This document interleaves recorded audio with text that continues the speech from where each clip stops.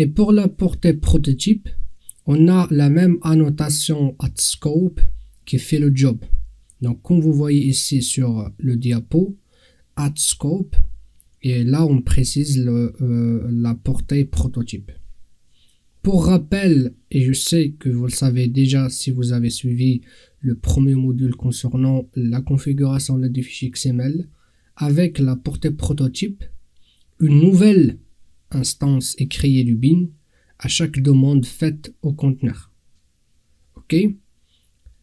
Alors restez avec moi. Dans l'exemple suivant, je vais vous faire un exemple du projet en utilisant cette portée.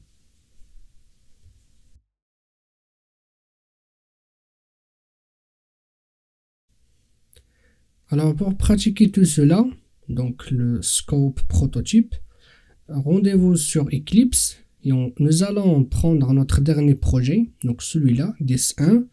Nous allons faire copie comme d'habitude et après coller. Ok, donc c'est notre deuxième projet sur le chapitre 2 et le projet concerne en fait la prototype ou bien la portée prototype. Ok. Ensuite, c'est aller des annotations. Très bien. Je m'y copie. Alors, donc c'est ce projet-là. On va l'ouvrir.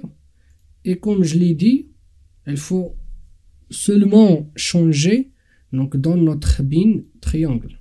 On va aller vers notre bin triangle. C'est celui-là. Ok. On va donc, pardon, c'est celui-là, triangle. Et ici, en fait,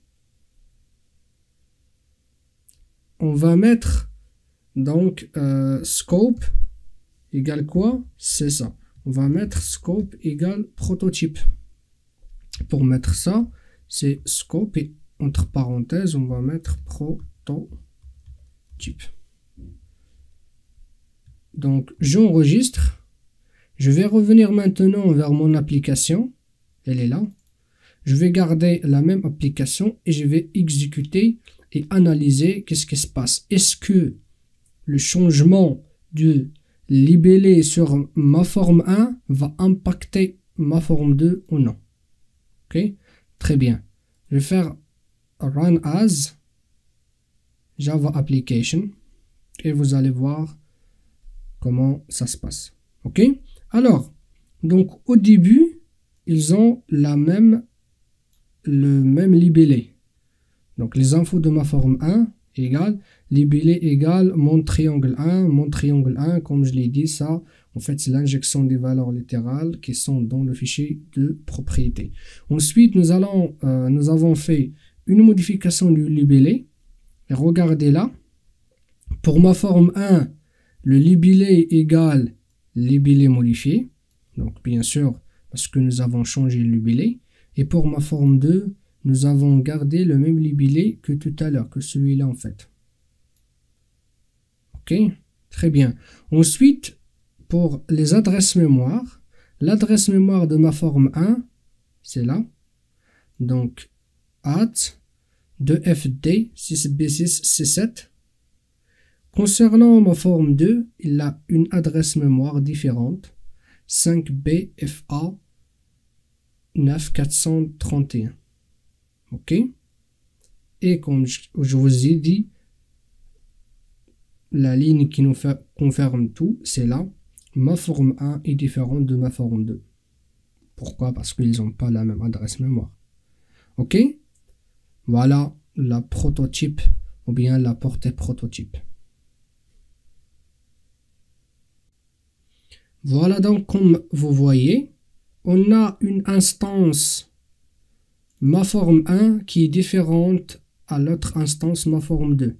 Autrement dit, à chaque demande faite au conteneur, il nous retourne une nouvelle instance. Donc nous avons fait la première demande, c'est celle-ci. Il nous a retourné une instance qu'on l'a stockée dans la variable ma forme 1.